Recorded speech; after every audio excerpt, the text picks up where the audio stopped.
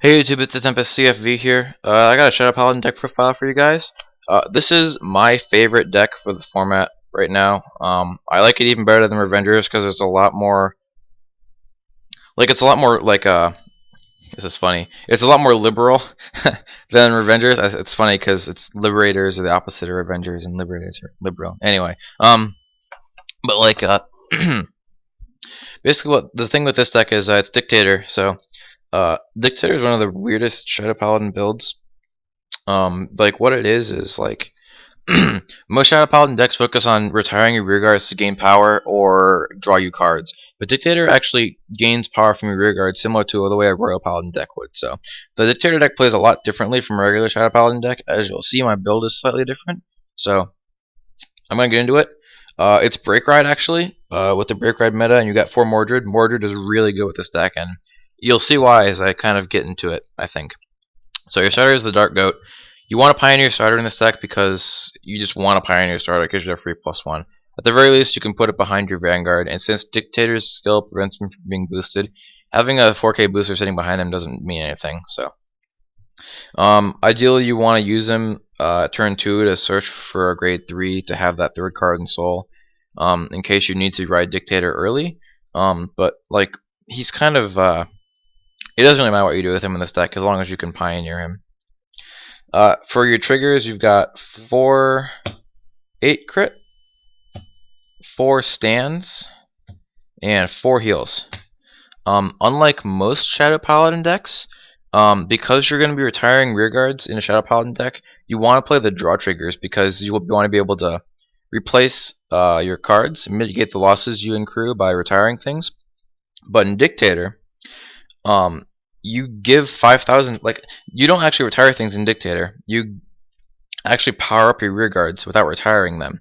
Like, you do it a lot. So hitting a stand trigger during the turn that you activate Dictator or Break Ride is actually really good. Now, it's not so good that you want to play like 6 or 8, because there actually aren't any good stand targets here. Like, there's 10k Vanillas, and there's Cursed Lancers, that's it.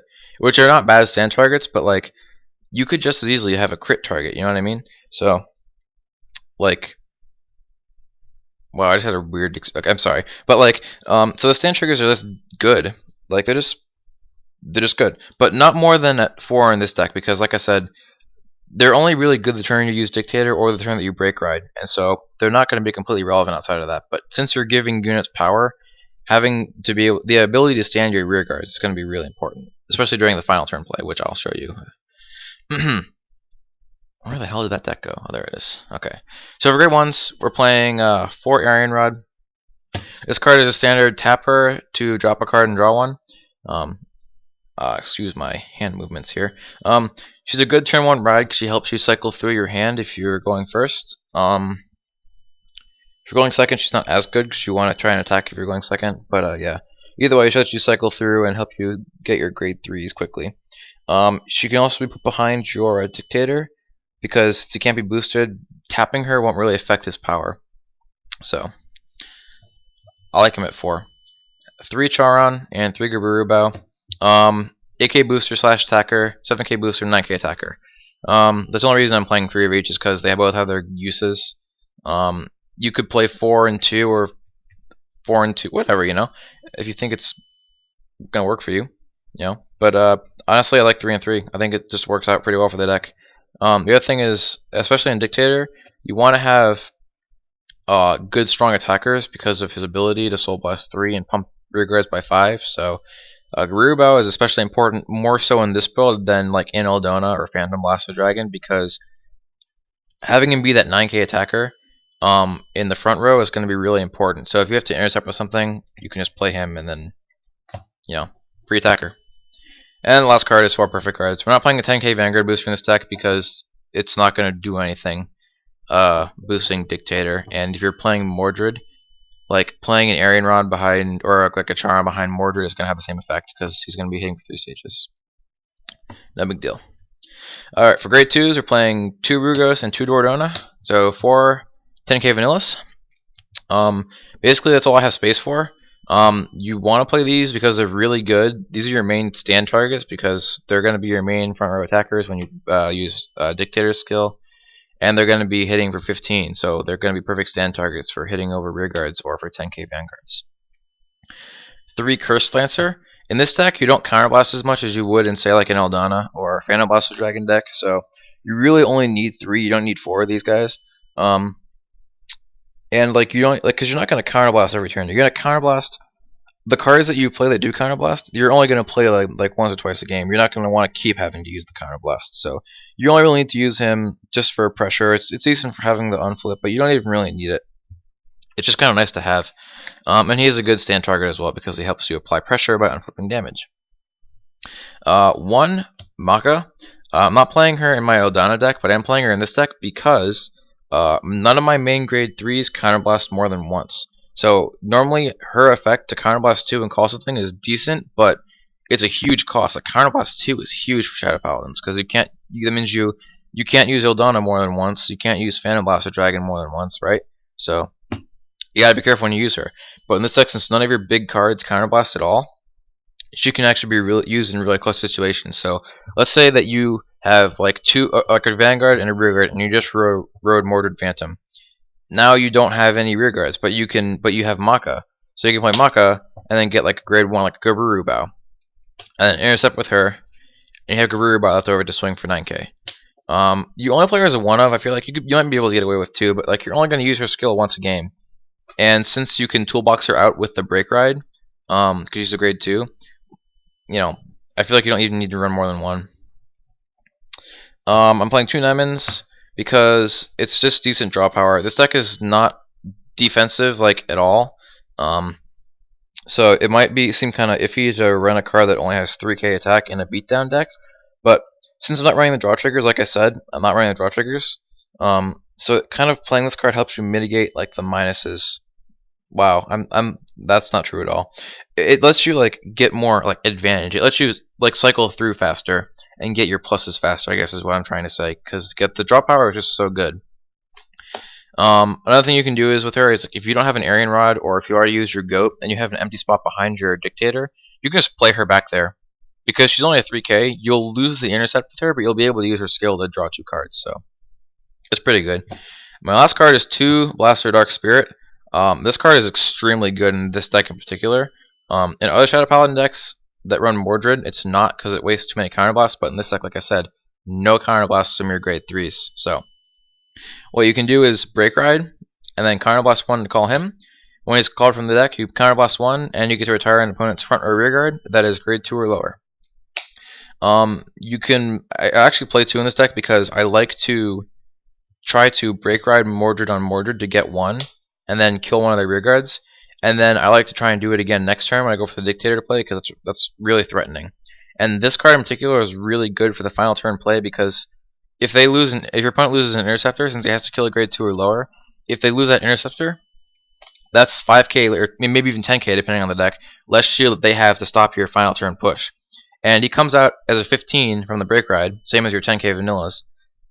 So he's basically having like a 5th and 6th 10k vanilla, except that he actually has a toolbox ability that activates when you Break Ride him. So I would not play more than 3, because like I said, you don't want to like draw into him exactly. You want to like keep him in your deck and Break Ride and call him out. But I do like to play 2 because sometimes there's that option where you Break Ride on Break Ride and you get him, and then you Break Ride on Break Ride again, and then you get him again and kill something else. So I'm sorry that took forever to explain. But as you can see, I'm playing 1, 2, 3, 4, like 5 different grade 2s, and I want to explain all my choices and all the options behind them because of Mordred Phantom. This guy, your Break Ride. When you have 4 more damage and you ride another grade 3 on top of him, counterblast 1, choose a grade 2 Shadow Paladin from your deck, or grade 2 or lower Shadow Paladin, Superior Call it, and it gains 5,000 power on the end of turn. Normally what you want to do is, if you're missing grade 1s, but you have a full front row, you call the grade 1, whatever, it gets 5,000 power.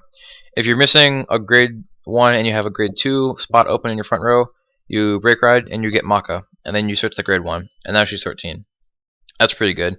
If you're missing a grade 2 but you have a whole bunch of grade 1s, then you usually want to go for Blaster Dark Spirit, and then try and kill something, or go for a 10k Be Sick, or a Cursed Lancer if you don't have enough damage to use the Blaster Dark Spirit. So get 5,000 power ability he has is actually really relevant because of the Dictator. And I'm only playing 3. I might try and bump him up to 4. I have a 4th one coming in the mail. Problem is I don't know what I want to cut. I'd probably cut a Nemen for the 4th one because she isn't terribly needed. But I do like the ratio I have right now with 3 of them. And enough cycling between the Makas and the Nemens and my Iron Rods and my starter too to help me get them. So what Dictator does is when you ride him on Vanguard Circle, you can Soul Blast 3, give 5k to 2 front row rear guards. So basically what you do is, as long as you have a front row Shadow Paladin, when you break ride, you're allowed to use the break ride ability before you use the Soul Blast. So you can actually pay Mordred skill to get out a Curse Lancer, get out a Blaster Dark Spirit, give it 5,000 power, and then Soul Blast 3 with your Dictator and give both your rear guards 5,000 power. So now you have a Blaster Dark Spirit swinging for 20k on his own, more with the boost. That's at least 4 stages, if not 5, against a Vanguard with like,